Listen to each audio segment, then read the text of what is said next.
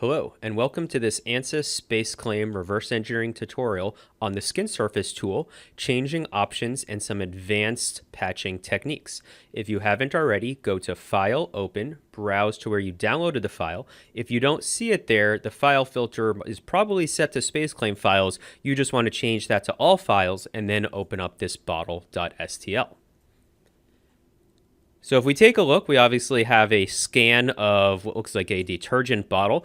Pretty complex geometry. The only thing on the top that's really simple is this cylinder up here, but that's not the concern. The concern is the geometry around here. So we're going to take a look at using some periodic and some boundary patches in conjunction with each other and how we can join them up. So let's start by putting some of the easy things in. So we'll go to the Insert tab and turn on the Skin Surface tool. If you're not familiar with these techniques to do a periodic patch or a boundary patch, please check out the additional tutorials we have on our webpage. For the handle here, I'm going to create a periodic patch. I'm going to select a number of points going around the perimeter here. You could always insert in a plane if you want, but I'm just going to go ahead and pick some points. So I'm going to put one towards the bottom of the handle, and then we'll do one up here towards the top of the handle. So just picking a number of points going all the way around. Come back here and then to the first one. So here we have this preview. Now, one thing I want to mention are the options for the tool. So let's take a look at that real quick. Notice there's an option for number of samples. This has a range of 10 to 100. There's even a little slider here. We have a smoothing option and a full preview. So by default, full preview is off. And what does that mean? It means that no matter what you set the samples to, this matrix is always going to look the same. It's about 25 or 30 samples. If I turn on full preview, it's now going to actually use the number of samples that I have entered as the preview. So we can see 50 is far denser than the default preview. The minimum you can make it is 10. Let's take a look at what that looks like. Looks like something like this. And the maximum you could do is 100. Now, on some geometry, 100 may not preview. On some geometry, 100 won't be able to compute. On here, it can, but also be aware that with 100 samples shown, any edits are going to take far longer. Like if I wanted to take this point and drag it, you could already see the preview really starting to stutter to move around there. If I undo that back, and I switch to, let's say, 10 samples. So here, it's harder to see the 10 samples. They are actually moving up and down. Let me make this maybe 30. With 30 samples, you can actually see them moving now, but notice it is far more responsive than 100 samples. So the biggest tip that I can make with samples, do not turn it up until you're ready to hit the check mark. If you plan on changing your boundary at all, you either want to keep the full preview off, that way you show the default of 25 or 30 samples, or if you have full preview on, you just want to keep the samples low if you're going to make any adjustments, and then turn up the samples and click the check mark. Smoothing, you won't see any change on the preview, but for smoothing, what I'm going to do is I'm going to hover over the tool. It says to press F1 for more help, and I'm going to go ahead and do that. Press F1 for more help, and let me just go ahead and bring this window in. So right now our help is web-based, which makes it very easy to update for people. And let's just go ahead and see what the smoothing option does. So I'm going to scroll down, and here it says smooth. The quality and density of the mesh can affect the quality of the surface you create. The smooth option uses an algorithm to smooth out the noise in the surface, removing these bumpy surfaces. So let's go down and see an example. Here, a patch was taken across the eyes. On the left, smooth was on and set to 100. On the right, smooth was off. Notice that you can see far more definition of the eye area in the area where smoothing is off.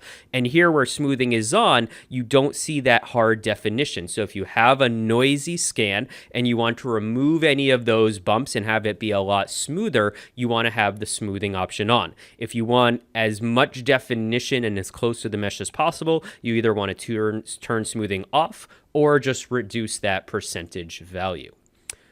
But so samples is based on the number of data points that it picks within the boundary, and smoothing is how much of the bumps it removes, and full preview is whether you see the default of I think it's 25 samples, or whether or not you actually see the correct number of samples shown. So just wanted to quickly go over those options, and with them set, 30 is good. Let's go ahead and click the check mark. So now we've got that surface there. What I'm going to do next is I'm going to create a patch on the side. And the typical workflow when doing something like this is you want to do the biggest surfaces first, and then the smaller ones you're going to create between the large ones. So let's go ahead and create one on the bottle here. So I'm going to start by picking a point here, and notice that I'm not zooming in. I'm not really caring right now where I put these points. Also notice let me undo that. I meant to do a double click here. I'm also not putting in any control points. I am basically just putting in my overall boundary. So I'm going to do one there, I'm going to do one here, and I'm just going to come straight back to there. So now I've got this preview. From here, what I like to do is start to drag on this. The reason for this is you may not realize just how many control points you need. Typically, you want to have as few as possible. So instead of picking one here and going pick one, pick one, pick one, where you may get kind of a zigzaggy line, it's far better to start with straight lines. And when you need to change where they are, drag them around. So, this, maybe I want a little more curvature. Let's drag this one over here. Down here, I definitely want some more curvature. So maybe I'll pick one there and put one over here. It's starting to not like the preview.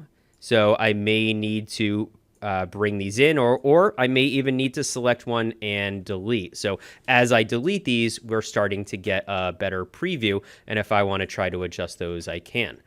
So here I'm just going to come in and make these adjustments where I need to. Maybe grab that one, bring it down here. Maybe grab this one, bring it that way. So here you can see that I'm building up using the least amount of points necessary. You'll get a better result that way. And I do that by putting in my vertices first, and then putting in my control points next. So, this looks pretty good. Maybe I'll drag that one over there. So looks pretty good. So let's go ahead and click the check mark. Now, I may want to build up from here. So I may start on this endpoint. Maybe I'll do one that goes to here. Here, it's looking pretty bad. So maybe I will start with a control point there. And then maybe we'll put a hard vertice there, and then we'll come right back in. And from here, that actually doesn't look too bad. So we may want to bring this up a little bit, or that over here, wherever we want that to go. And I'm going to go ahead and click the check mark. So now I've got two here. On the opposite side, I'm going to do something similar, but a little different. I'm going to try to do it in one surface or patch. So I meant to double click there, and I'm going to come all the way up at the top, double click there, and then we'll put one there. And I definitely have to at least put a few control points there. Here, a little zigzag, so we'll just drag that up, and now it fits nice and clean.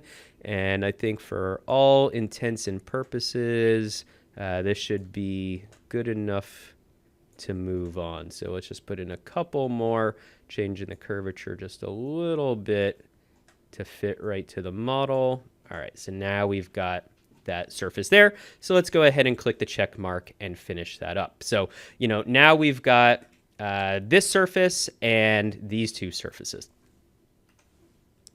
Now, if I go ahead and hide our mesh just to see what we have, we've got the two sides and the handle, and there's a number of different things we can try to connect them up.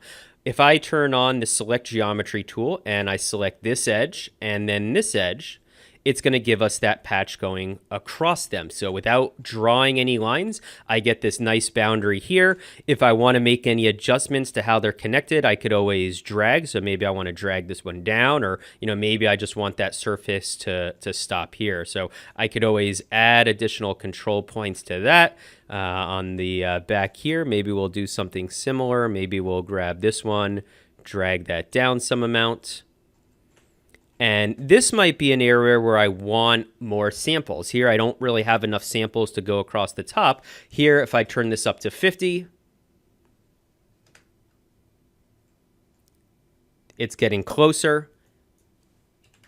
Let's see what 100 samples looks like. So now fitting way tighter to the top. Now, I'm really pushing the limits here. You might argue this should be done in a couple different shots, but I'm personally a little lazy and I like to push the boundaries of these tools. So let's see about that surface.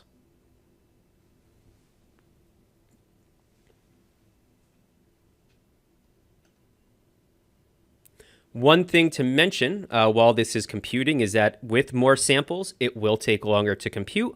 Also, with more samples, the surface may tend to be a little wavier because it's really conforming to that geometry. So you may find that with higher samples, you may not be able to pull and thicken or use it to cut into a body. But here it looks like it made a pretty good surface fitting to that geometry. So let's just turn this back down from 100. We don't want to have that preview every time.